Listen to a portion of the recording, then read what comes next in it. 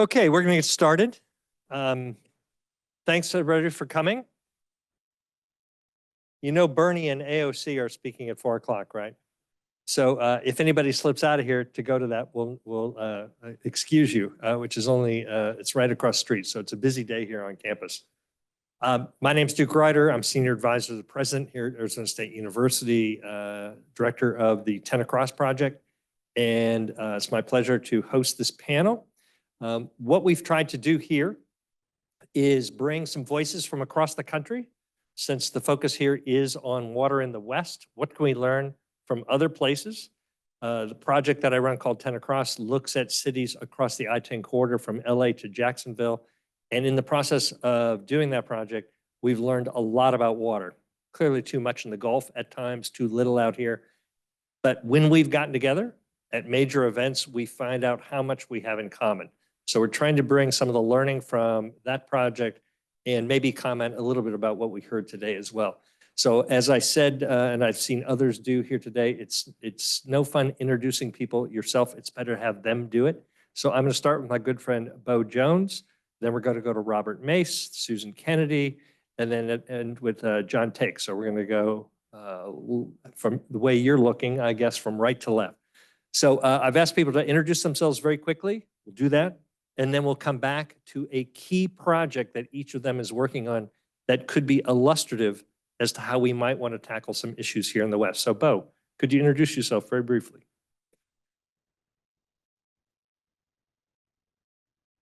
One, two, there we go. Thanks, Duke, and thanks to ASU and Manu. It's been a great event. I've had the privilege of spending 2 days here, getting to meet a lot of people. So my name is Beaux Jones. I'm the president and CEO of the Water Institute in Louisiana. We're based in Louisiana. We work across the Southeast, generally from Houston over to Virginia. We're an independent applied research, not-for-profit, about 80 to 90 individuals spread across the country, but primarily in Louisiana. So I'll dive in a little bit more to our work, but really happy to be here. My name is Robert Mace. I run the Meadow Center for Water and the Environment at Texas State University. I'm also 25% a professor of practice in Department of Geography, also at Texas State University. Professor of practice means I've not been a career academic. I worked almost 20 years with the state data, water planning, water financing agency, the Texas Water Development Board.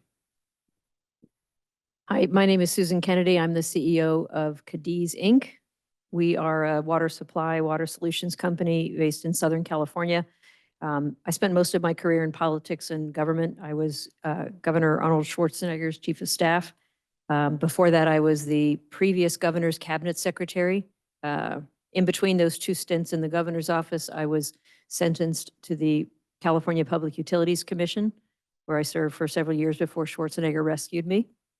And before all that time in government, I was U.S. Senator Dianne Feinstein's communications director in Washington, D.C. Hi, everybody. John Take. I'm Stantec's Chief Growth and Innovation Officer. Really appreciate everyone hanging out to the end of the afternoon. More importantly, I'm a water resources engineer. I'm based here in Arizona, and I'm deeply interested in Arizona's water future and the discussions we're having here today. So you can tell from the introductions, the experience and depth of expertise on this panel is immense. So Beaux, I'm going to start with you. I asked each of the panelists to think about one project that they're working on at the moment. Susan has a big one, but Beaux, if you could take a project from your work at the Water Institute of the Gulf that demonstrates what you're trying to do there and some of its applicability to water in the West. Yeah, you know, it's always dangerous to give a lawyer a mic, but so I'll give a little bit of context, right? So just to try and contextualize why somebody flew in from New Orleans to have this conversation. So, you know, we deal, like all of us, with the paradox of water, right? Water is the thing that sustains us. It's the thing that gives life. It is a resource. It is what, it's a means of conveyance for culture, for transportation, for goods, for economies. But where we came about at the Water Institute of the Gulf is we came about with the other side of the coin, the other side of that paradox, which is that water has the power to disrupt, to destroy, to divide us, right? Which is some of the things we've been talking about today. So that paradox of water that we navigate on the Mississippi River Delta is where we sit. So, the water supply issues, we have those in the Mississippi River Delta too. Too much water, we definitely have that. The wrong type of water in the wrong place at the wrong time, we have that. So we navigate all these challenges, and particularly where we come in, and it's been great to meet so many of the folks at ASU and around here, is that yes, we're about the resource and the water itself, but it's really water and it's where it meets the people, the communities, the ecosystems, the economies, and what is that interaction, and where are there opportunities to improve adaptation and thriving, but also to reduce vulnerability. And that's really the core of our mission, is to reduce vulnerability. So Duke asked us to give a project that kind of contextualizes this conversation, and there's a lot of different projects that I could go to, but particularly the last conversation made me think about one, right? Yeah, everybody knows the phrase, water, water everywhere, not a drop to drink. Which is how we feel oftentimes in the Mississippi River Delta, right? There's water all over the place. Like, my building sits over the Mississippi River. I watch it go under me every day. We've got water everywhere. Yet the front page of the paper in the Baton Rouge paper, the morning I was flying out, was that a saltwater wedge was creeping further and further into our groundwater system, a pristine groundwater system. And we've had the privilege of working for the last several years with this group, the Capital Area Groundwater Commission, which is a groundwater management entity in name, in that it's existed since the 1970s, and only in the last couple of years has it started actively, looking at, well, can we permit this well here? Can we do that? So we've got Exxon, the largest refinery in the country, the former Standard Oil refinery, sitting basically in downtown Baton Rouge, Louisiana, on the Mississippi River, and its primary source of water is not the Mississippi River. It's the aquifer. Its source of transportation and ingress and egress is the Mississippi River. So you've got this in a place that all we talk about is land loss, from too much water, sea level rise, and subsidence. We've lost the equivalent of the state of Delaware since 1930 in Louisiana. The equivalent of the state of Delaware since 1930 in our state. So we talk about water inundating us, but in this community, the capital of the state of Louisiana, we have not started to wrestle heavily with the questions of, well, who do we value? The public drinking water source? Do we value the industry? Do we value irrigation? And when that saltwater wedge, if and when it creeps in, we're going to be years behind in the conversations that you are in the West. And so it's it could go on for hours, but that is one that is really jumping into the connectivity between the West and the East, in my opinion, is that with this the third largest river in the country that drains from Canada to Colorado over to Pittsburgh and New York, we are talking about a little groundwater aquifer that's sitting under, and how to wrestle with the choices. And one of the reasons for the 10 Across project is I spent 10 years of my life in New Orleans and got to know the Mississippi River situation. And interestingly enough, New Orleans does get its drinking water from the Mississippi River after it goes through the Exxon, whatever is happening north of there. But when I got here, same discussions about infrastructure and the management of water. In this case, too little, in that case, too much, which led us to look at all these conditions between LA and Jacksonville. So Robert, tell us a little bit about Texas. Sure. So Oh, by the way, before I forget, Beaux wanted to show us this map. You want to say anything about it? oh, yeah. Yeah, absolutely. So Show up. if I didn't outline the state of Louisiana. By the way, it's upside down, isn't it? I was like, what is that? Wait, So that's the Gulf of America upside down. So that's intentional. It's supposed to be upside down. And what this is the Gulf watershed. Work with me here, guys. It's new. So, when we talk about that paradox of water on the Mississippi River Delta, right? We often, we with all due respect to all my Canadian friends here, we often look up, right? We point the maps north, and we think about the watershed as Louisiana as a receiving basin. But if you think about the last several hundred years and where transport and culture and civilization moved from, it was from the water, right? And this flipping this map places the mouth of the Mississippi River Delta right at the center of the Western world, and it's with that context that we and many of our partners, both in universities, private sector, public sector, wrestle with a lot of these big decisions. And this is something you don't, in Louisiana, if I didn't have the map outlined, I would say it'd probably be 25% would know what we're looking at here. But when you flip it, this is what we're wrestling with, we are at a centralized location, and oftentimes, we get asked, well, why are you working with Duke and these folks on the 10 Across network? It's that, for thousands of years, indigenous people and the French and the Spanish and the British and then the Americans have been wrestling with life on a dynamic ecosystem that is a delta. We built a civilization on a delta. And is that directly relevant to what water treatment facility we need to build? Yes.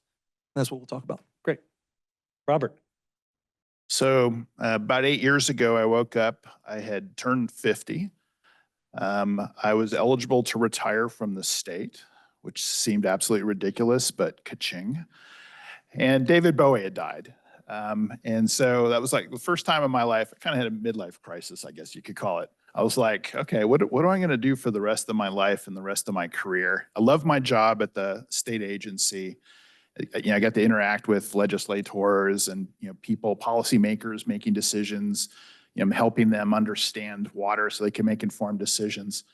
But I worked in an agency that developed a 50-year water plan based on a repeat of the drought of record, the worst drought of record.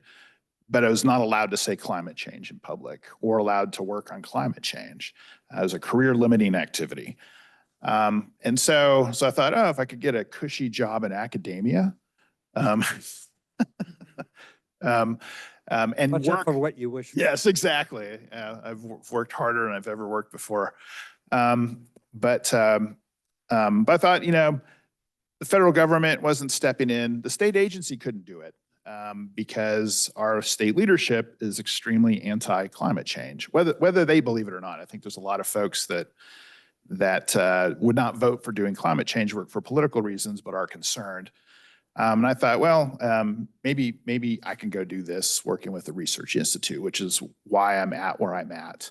We're working on a number of things to try and get Texas ready for climate change. I'm not stupid enough to try and change the opinions or positions of state leadership. It's kind of a fool's errand. What we're trying to do is do the science and the policy analysis to create options for the decision makers to make decisions if they choose to. And it turns out there are some people that do. State level, no, but more regional and local level, some of them do, and they don't know what to do.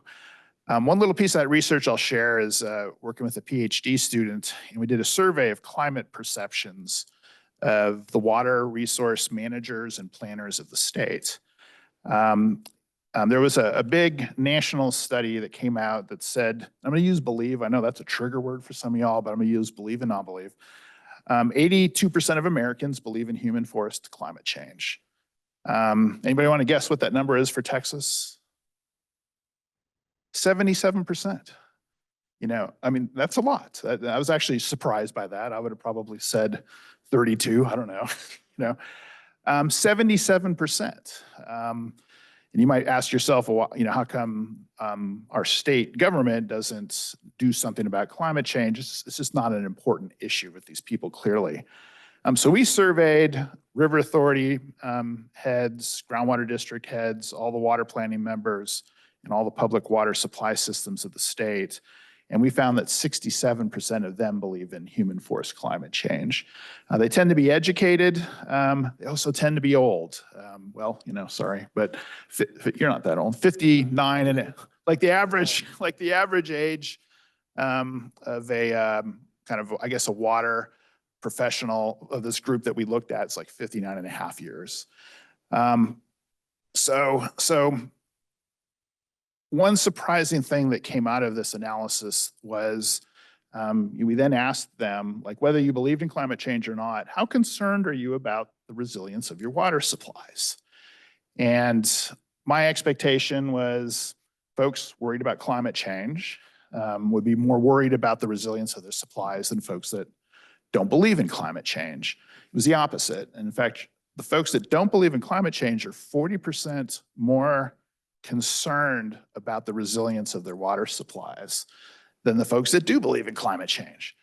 I have no idea why that is. My hypothesis is that the folks that don't believe in climate change are like, bad crap is happening and I don't know what's causing it. You know, it's like, you know, how bad could it get? It could get bad. Where the folks on the climate change side are like, okay, well, it's climate change. And maybe that creates a false sense of security.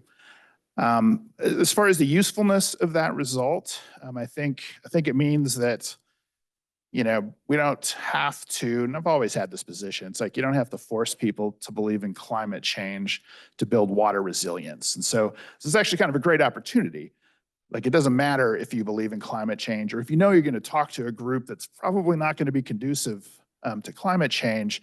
They're already very concerned about water resilience. And if anybody needs to be educated, it might be the folks that believe in climate change, because my opinion is if you look at what climate change means for water resources, it is scary as hell. And those folks probably should be more concerned about the resilience of their water supplies. Great. And if you read George Packer's article in The Atlantic called Phoenix, the most American city in the United States, he actually gets into this issue with conservatives and water and their focus on it, many of whom might be in agriculture or other industries. They understand water regardless of their politics. So Susan, you have an enormously ambitious project. There we go, up on the map. Could you tell us about this? Let me start with, you know, in all my years in government, 30 years at the state and federal level, the two hairiest issues we had to deal with were the electric grid and water infrastructure. Most political, the most challenging, and the reason I got stuck on the Public Utilities Commission was because we screwed up trying to change our energy markets and go to more of a competitive market and away from the utility model. And we ended up with rolling blackouts and tens of billions of dollars in damage to the economy before we retreated back into our hole. But the just the challenges of dealing with these infrastructure issues is just the most challenging thing you can do, I think, in government today. And it's a cruel joke that we're sitting here with cars that drive themselves and spaceships that land themselves, and billions of people actually think that we have a water scarcity issue. They call it the water planet for a reason. Water is free. Water is free. It's the infrastructure that costs an arm and a leg. And how we have paid for the infrastructure is what's causing the scarcity issues in certain communities today, because we've relied on building infrastructure based on designs from the Romans and the Chinese from about 4,000 years ago, where it's all built in the snow cap. It's all stored in the snow, and we build hundreds of miles of open air canals that look just like the Roman aqueducts in order to bring them down into central areas where we distribute them. So when the climate hit a tipping point, which was about 1978, I remember I was raised on the East Coast in New Jersey. I was driving out, following my big brother to California, and as I was driving out in 1979, he was saying, we're still in this really, really hairy drought. And it was this worst drought we'd had in a long time. That was our first whiplash event, because the next year it ended up being an atmospheric river. And that was, if you look at the pattern of hydrology in California over the last 150 years, you can see that 1977, 1978 drought became the first tipping point, where now the extreme is the new normal. So the infrastructure was not designed for extreme. The infrastructure was designed for nice, predictable snow melt, and the tens and hundreds of billions of dollars that were invested over the last 100 years on the water infrastructure cannot be replicated, can't be fixed, and it can't be moved. And the fact is, the water has moved. So I knew about the Cadiz project a long time ago, because if you're looking at this map, you see where the Cadiz logo is. We own 45,000 acres of land in the eastern Mojave Desert. It took them 15 years to put through the land swaps with the BLM and the railroads to get this contiguous at this one spot called Fenner Gap. Fenner Gap is at the bottom of a 2,000 square mile watershed. That ring of mountains starts at the top at the New York mountains, At 7,500 foot elevation. The Providence Mountains down there are the 7,200 foot elevation. Fenner Gap is at 900 foot elevation. It is a bathtub on its side, 2,000 square miles. That is half the size of the county of Los Angeles. All of the water in that watershed has one exit point, and it's across Fenner Gap. There is about 900,000 acre feet a year in precipitation. This is not in the rain shadow of the Sierras. It's the only spot in Southern California that's not in the rain shadow of the Sierras there. So it is, and every drop, and it takes 1,000 years for water that fell in the New York mountains to make its way underground, percolate down to make it to Fenner Gap. So there's 1,000 years of water in that watershed today. And every drop of that water that gets past our well field goes about 3 miles down gradient and ends up at the dry lakes where it evaporates. So it's all new water. It's all incrementally created surplus. And we're the only landowner. So we're the only landowner with water rights in the area. So it was highly political for 20 years. I mean, nobody would touch this 20 years ago because, first of all, no one needed water. California didn't need any water, and the largest water agency, Metropolitan, was going to buy the whole thing for $250 an acre foot and build a big pipeline to the Colorado River and just use it as a storage bank and take the pressure. That was always the holy grail of water policy in California, was storage in Southern California, south of the Delta. And so that was going to be a major water project, but it hit the politics of water and the environmental groups that didn't want any new water supply to fuel housing, and it died an ugly death 20 years ago, and the company just invested in the assets. We bought, but it was how do you get it financed? Because private companies in California don't build public water projects. So you had to have a public agency sponsor in order to be able to access the low cost of capital to be able to do this. So a couple of pivot points. The drought 4 years ago, 1,200-year drought, they're finding dead bodies at Lake Mead. Everybody's life passed in front of them. Now we're the prettiest girl in town, right? Nobody could stop this project today after they saw their lives pass in front of them. But so water agencies signed up for the water supply. But we've invested in the assets. So we bought a 99-year right-of-way along the Arizona-California Railroad. That's a dotted line that will connect us to the Colorado River Aqueduct. I recently put an option agreement to purchase the 180 miles of steel from the Keystone. So we're going to use the Keystone pipe to actually build a four pipeline system to reach the Colorado River. And then that northern pipeline we purchased from El Paso Natural Gas. It's a decommissioned, originally built for oil in the 1970s, and it was purchased by El Paso, but it was never put into service for gas. So it's been under cathodic protection, filled with nitrogen for the last 25 years. And it's a 30-inch steel, and it'll carry half the yield of our project north to all these landlocked areas in the high desert, huge growth communities that can't afford to spend $2,000 an acre foot. And so we'll be able to actually provide permanent water supply to all these areas off the northern pipeline. And then we'll be able to, there's 30 to 50 million acre feet of water in that watershed. And we had to prove it beyond a reasonable doubt through 10 years of litigation, which is now bulletproof, but there's 30 to 50 million acre feet of water. Our wells in that, there's so much water pressure at Fenner Gap that there's actually limestone caverns, so there's pockets of free flowing water at Fenner Gap. The wells actually, the groundwater fills back up faster than we can pump it out because it's all coming downhill into our well field before it leaves there.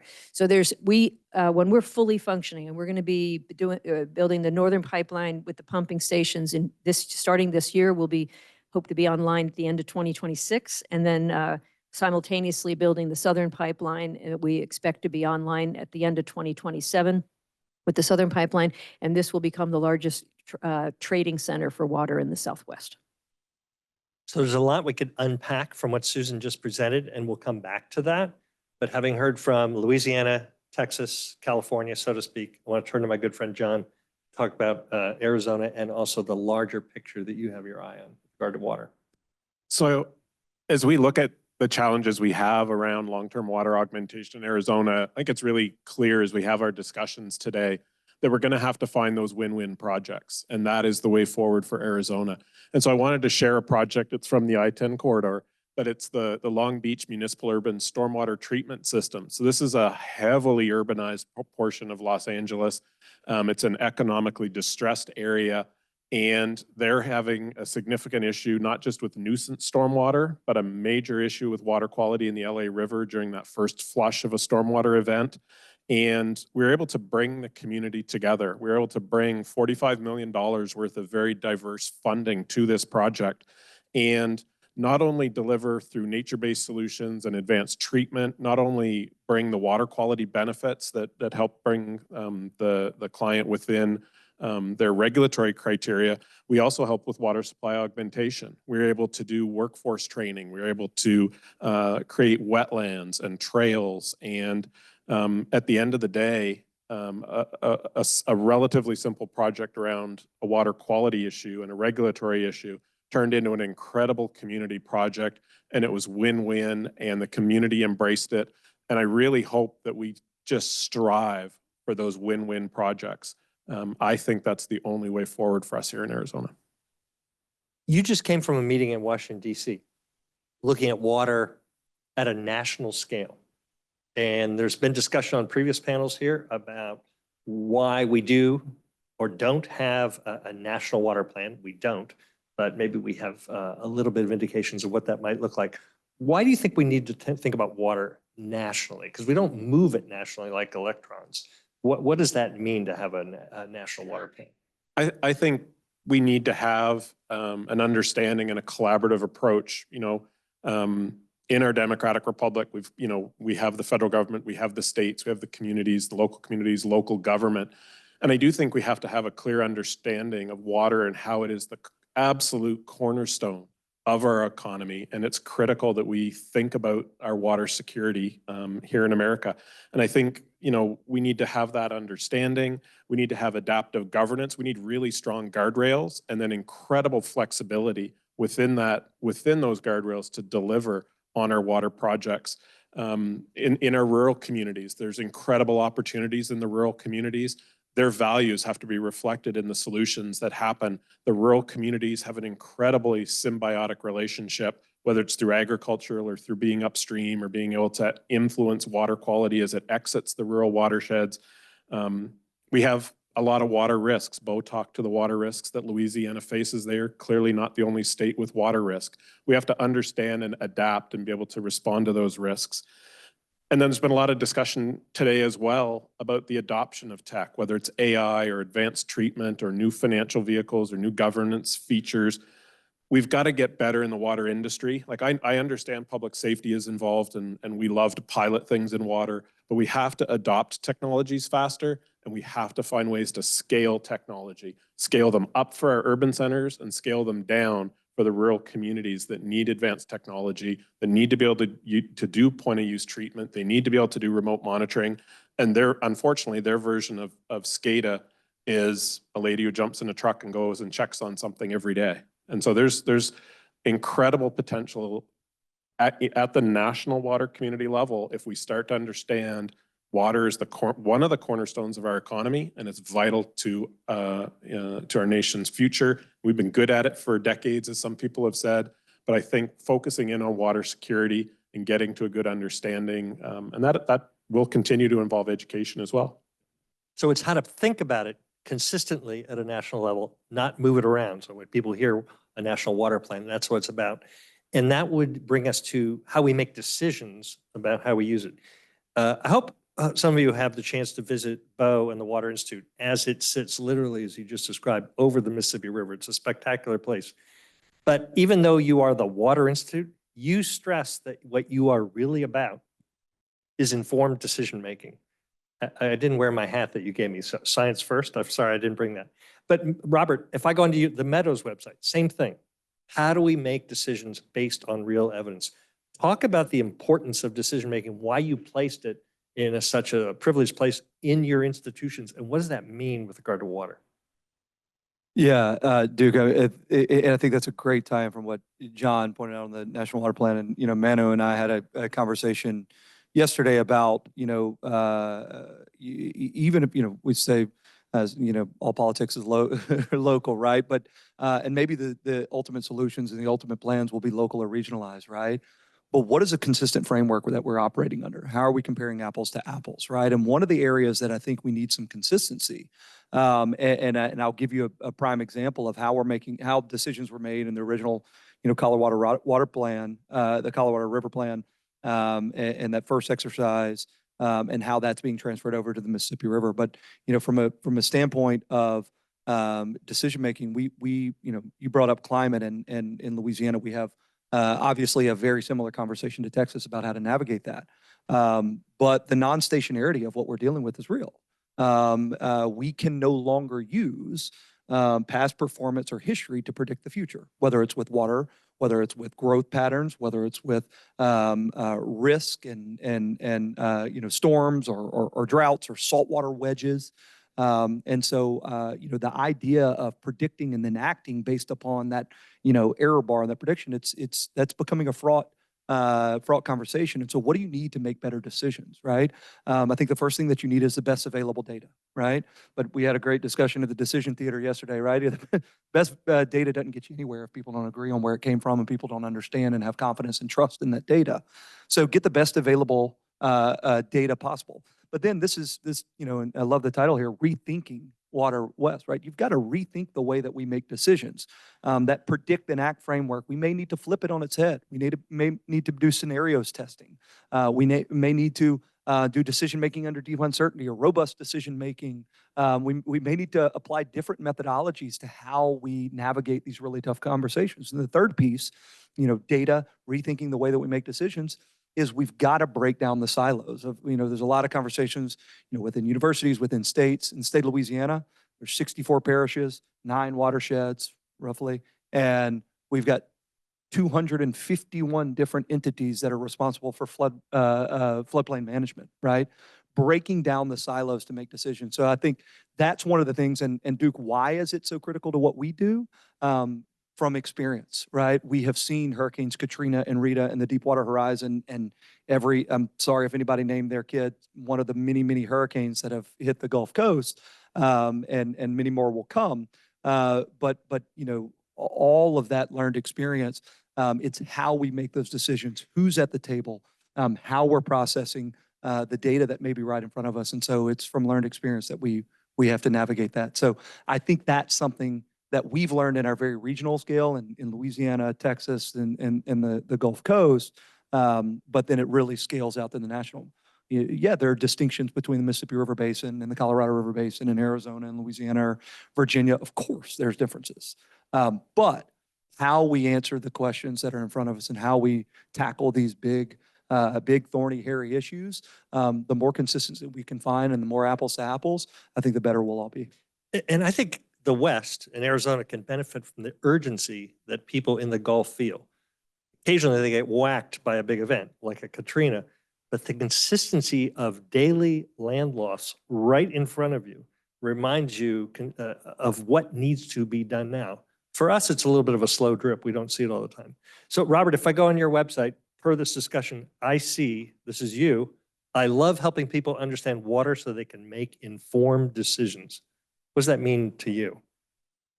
So I like to say that nobody understands the line between science and policy better than a government scientist, because when you cross that line, you lose your job. Academics are terrible in general at knowing where that line is, in my experience. You know, and I get it. I'm an academic now, and I have my moments.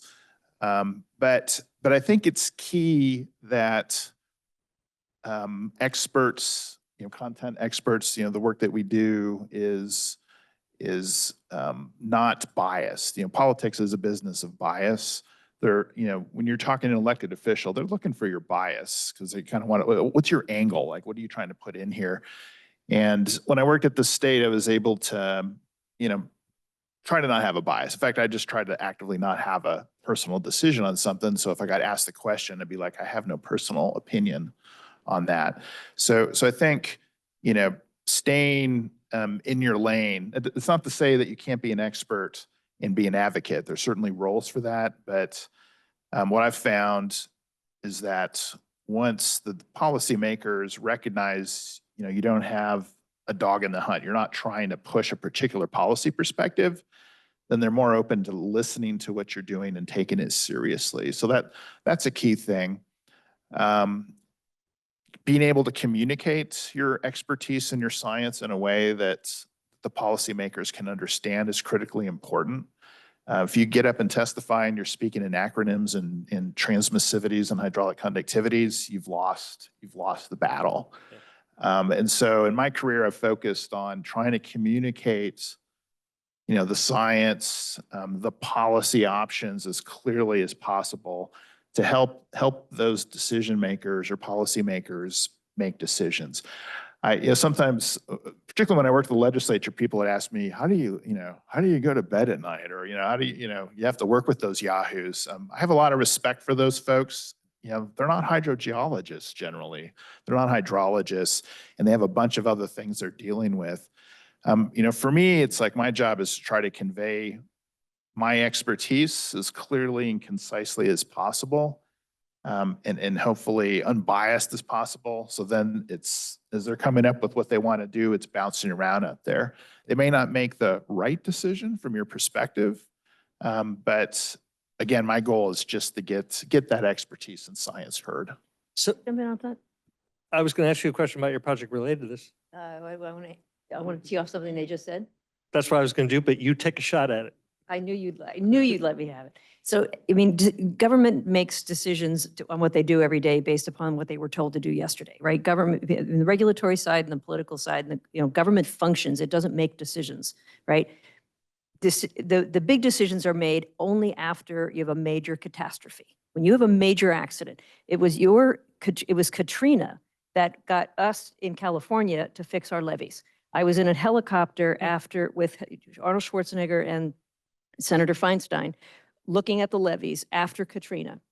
And I'll never forget the look on Diane's face saying, whatever it takes, fix the levees.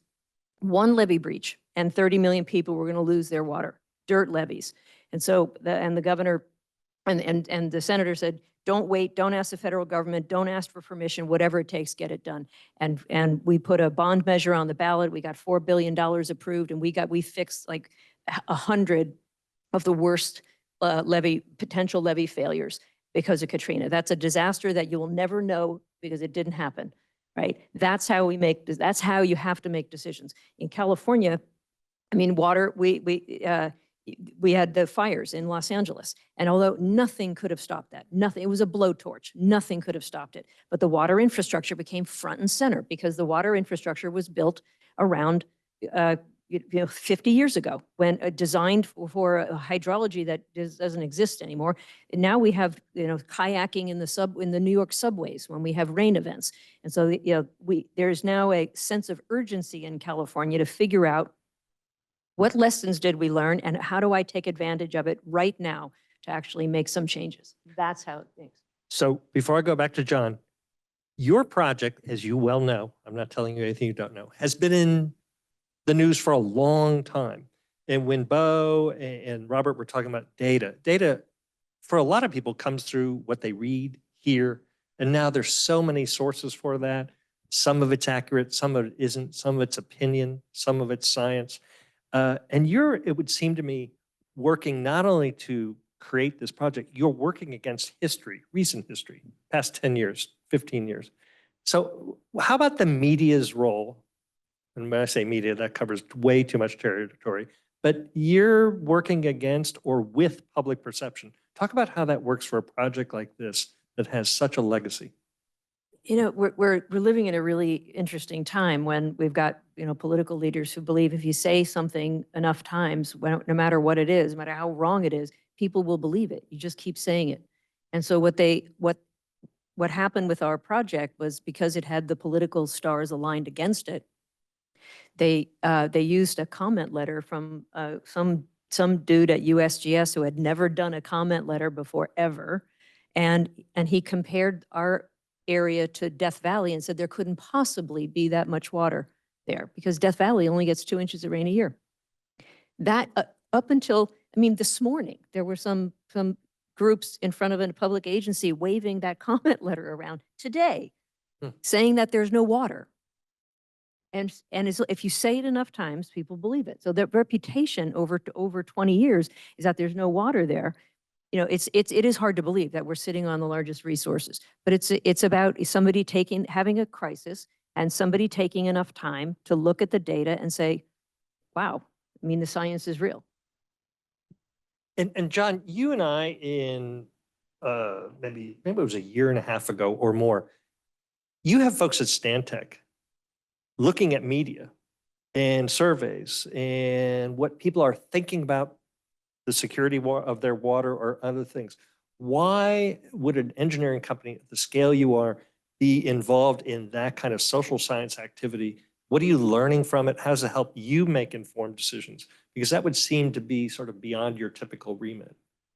So water is so very public. And so there's a ton of data out there that can help us as we do the hard work of building trust. To do this work you've all talked about, having accurate information and good data that we can use to help build public trust in the solutions that we're developing.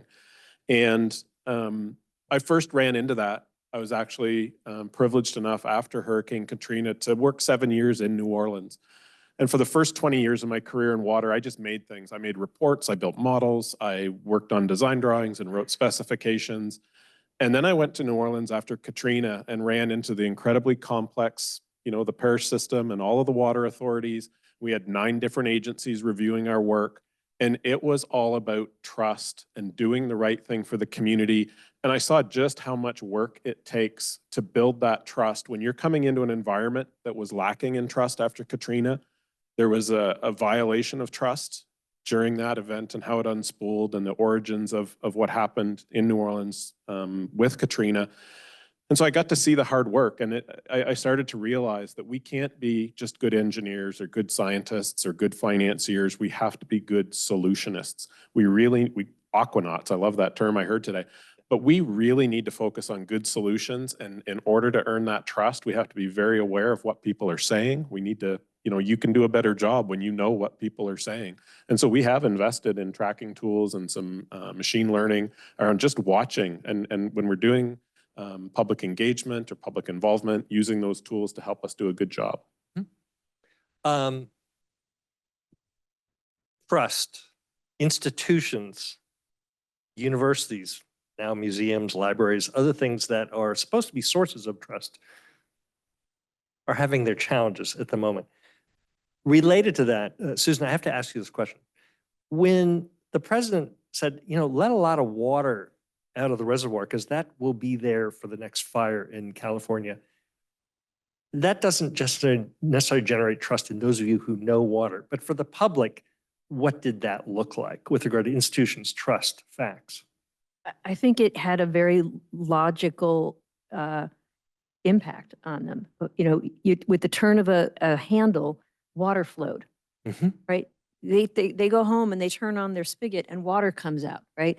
And so it looked as simple and impactful as it sounded. Right? It's like, that's how easy it is to unlock water for Southern California. That's what it looked like. And if you're a scientist, you understand it, you know, probably hurt in some ways, or, you know, it didn't go to Los Angeles. It doesn't matter. It was symbolic. Right. And it really is in some ways, if the decisions are made, if the thought is put into the decisions that are made, is a lot more water available. Yeah. Right. Yeah. Manu, are you giving me the hook? All right. So for my panelists, how about one last thought about what you've heard here? One last word you'd like to offer for our audience. Beaux, we'll start with you. I would just say I think that this is really glad this is happening. It's interesting to look at the kinds of conversations that are happening across public-private partnerships. I think it's important to engage at the community scale, the local scale, the national scale, and across the traditional silos.